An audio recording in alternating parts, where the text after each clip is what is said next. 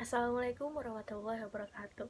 Hai semuanya, saya Pusparlima Nurul Fadila dengan NPM 3 digit terakhir 001. Nah, di sini saya akan menjelaskan apa saja sih yang sudah saya dapatkan selama mempelajari mata kuliah media, teknologi, dan jaringan sosial selama 1 semester ini. Saat ini kita sudah menikmati zaman yang serba mudah dan juga cepat, khususnya dalam hal komunikasi, informasi, dan juga media. Kemudahan tersebut bukanlah terjadi secara tiba-tiba, melainkan pasti ada perkembangan zaman yang telah dilewatinya. Ada 3 poin utama dari pembelajaran pertama. Yang pertama ada evolution communication, yang kedua ada evolution of media, dan yang ketiga ada evolution of unified of communication. Dari ketiga poin di atas dapat diketahui sejarah singkat bagaimana awal dari berkomunikasi hingga kini yang terus berkembang. Dulunya, komunikasi ini dilakukan dengan cara face-to-face communication atau bertatap muka secara langsung antara satu atau dengan yang lainnya. Tahapan selanjutnya yaitu budaya lisan, dan mulai terjalin pertukaran informasi ketika melakukan komunikasi tersebut. Dan beranjak kepada pesan pertama kali atau writing kultur di Cina kurang dari 3000 tahun yang lalu. Nah, sedangkan menurut McLuhan terdapat 5 periode. Yang pertama, ada periode tribal, yang dicirikan dengan budaya ucap atau budaya lisan yang mulai mendominasi. Yang kedua, ada periode literatur, dengan ciri ditemukannya alfabet fonetis yang digunakan sebagai simbol. Yang ketiga, ada periode percetakan ditandai dengan penulisan teks secara massal. Yang keempat, ada periode elektronik dengan ciri penemuan telegraf yang berkembang menjadi internet. Dan yang terakhir yaitu periode komunikasi interaktif. Nah, tidak hanya komunikasi yang berkembang, tetapi juga media yang digunakan pun ikut berkembang. Seperti menurut Rogers tahun 1986, terdapat 4 era media.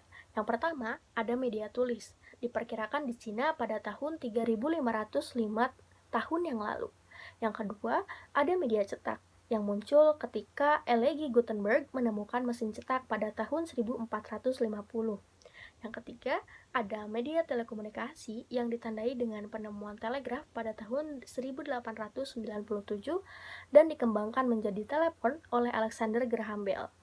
Yang keempat, ada media komunikasi interaktif, yaitu penggabungan telepon, radio, komputer, dan juga televisi menjadi satu dan menandai teknologi yang dikenal dengan istilah internet. Selanjutnya mengenai hubungan media dengan interaksi sosial.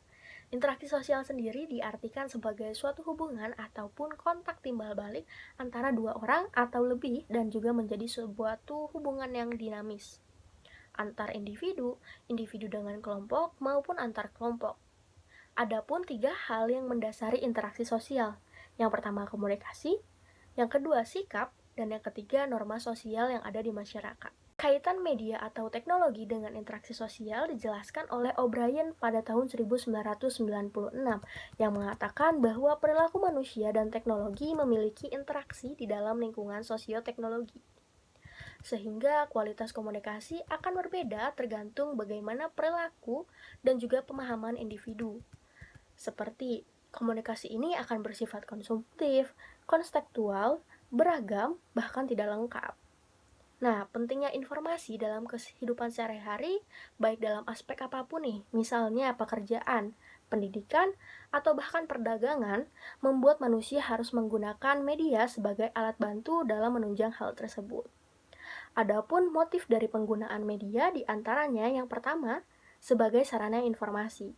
Yang kedua, sebagai sarana identitas pribadi, karena dapat menemukan penunjang nilai pribadi ataupun model perilaku. Yang ketiga, untuk integrasi dan juga interaksi sosial, yang dapat memperoleh pengetahuan tentang keadaan orang lain, memperoleh teman, atau bahkan memungkinkan diri kita untuk menghubungi keluarga, teman, ataupun masyarakat yang lain. Dan motif yang keempat, yaitu sebagai sarana hiburan, melepas penat, bersantai, mengisi waktu luang, dan sebagainya. Baik, selanjutnya dalam mata kuliah ini kami pun mempelajari mengenai perspektif teori dalam sosiologi media. Yang pertama, ada teori fungsionalisme struktural, di mana teori ini berasumsi bahwa masyarakat merupakan sebuah sistem yang melibatkan hubungan antar manusia. Dalam lingkup media, media sendiri diartikan sebagai salah satu unsur kebudayaan yang dapat dianalisis berdasarkan fungsi ataupun kegunaannya. Karena apapun unsur kebudayaan akan tetap fungsional selama berdampak ataupun berkontribusi dalam integrasi sosial seseorang. Misalnya, seseorang memiliki TV dan pasti memilih siaran TV yang digemarinya. Namun, apakah siaran TV yang ditayangkan tersebut akan berdampak kepada fungsi positif yang nantinya dapat menambah rasa solidaritas sosialnya? Ataukah malah menimbulkan kelemahan kepada solidaritas sosialnya dan berujung kepada sebuah disfungsional? Sehingga diperlukan adaptasi dari individu untuk menyikapi media agar sesuai dengan keberfungsiannya dan tidak menimbulkan disfungsional. Kedua, ada teori konflik. Teori konflik ini melihat bahwa masyarakat terdiri dari kumpulan individu dengan kepentingan yang berbeda di dalam masyarakat. Perbedaan kepentingan yang ada di masyarakat ini dapat berpeluang menimbulkan konflik antar individu dalam sebuah masyarakat.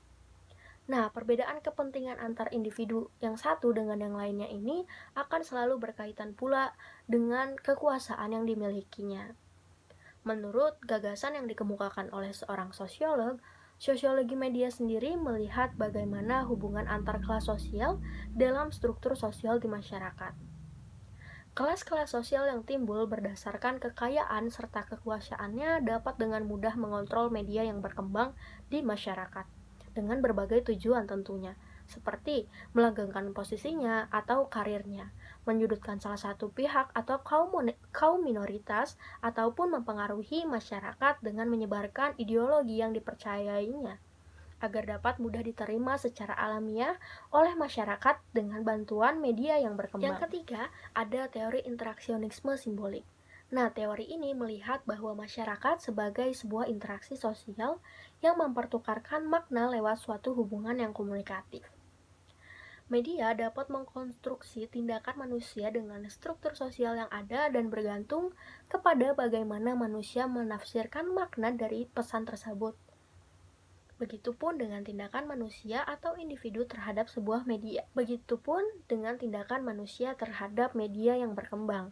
Bagaimana penggunaan media ini, karena media tidak dapat dilihat dari salah satu sisi saja, tetapi harus bergantung kepada bagaimana pemaknaan ataupun ide dalam superstruktur ideologi yang mereka miliki melalui sebuah penafsiran atau pemaknaan terhadap media tersebut. Yang keempat, ada teori kritis. Teori kritis ini memiliki istilah pemikiran kritis yang kontemporer, sehingga pemikiran kritis kontemporer ini dapat dikemukakan bahwa kemajuan teknologi informasi, komunikasi, bahkan transportasi dapat membawa negara-negara itu ke dalam sebuah globalisasi.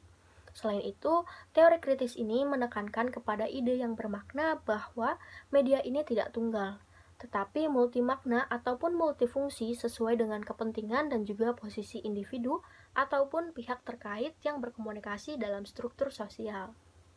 Yang kelima, ada teori dramaturgi yang melihat bahwa masyarakat ini diibaratkan sebagai sebuah panggung dengan berbagai permainan sandiwaranya, seperti memakai aneka artefak berdasarkan kebutuhannya demi menunjang interaksi sosial serta pameran identitas dirinya. Contohnya penggunaan handphone. Tidak hanya dilihat dari keberfungsiannya saja untuk melakukan komunikasi dan juga mendapatkan informasi, tetapi juga sebagai aksesori diri yang dapat menambahkan atau membedakan kelas sosialnya, jenis kelamin, bahkan menjadi identitas diri sang aktor ataupun individu tersebut di dalam masyarakat. Selanjutnya, menurut Berger, terdapat beberapa hal yang perlu kita ketahui. Yang pertama, masyarakat ini merupakan sebuah konstruk, bukan realitas yang pasti. Yang kedua, media juga dapat memberikan bahan-bahan bagi proses konstruksi sosial. Yang ketiga, makna dari yang ditawarkan dari media ini dapat kita negosiasikan ataupun kita tolak tergantung dari kebijakan masing-masing. Yang selanjutnya yaitu media dapat memproduksi makna-makna tertentu dan media tidak bisa memberikan realitas sosial yang objektif karena semua fakta itu adalah interpretasi. Adapun dalam framing media terdapat 4 tahapan. Yang pertama yaitu tahap menyiapkan materi konstruksi yang terdiri dari keberpihakan media massa kepada kapitalisme, keberpihakan semu kepada masyarakat, dan yang ketiga, keberpihakan kepada kepentingan umum. Tahap yang kedua yaitu tahap sebaran konstruksi, di mana prinsip dasar dari sebaran konstruksi sosial media massa ini ialah informasi harus sampai kepada pemirsa ataupun pembaca secara cepat dan juga tepat.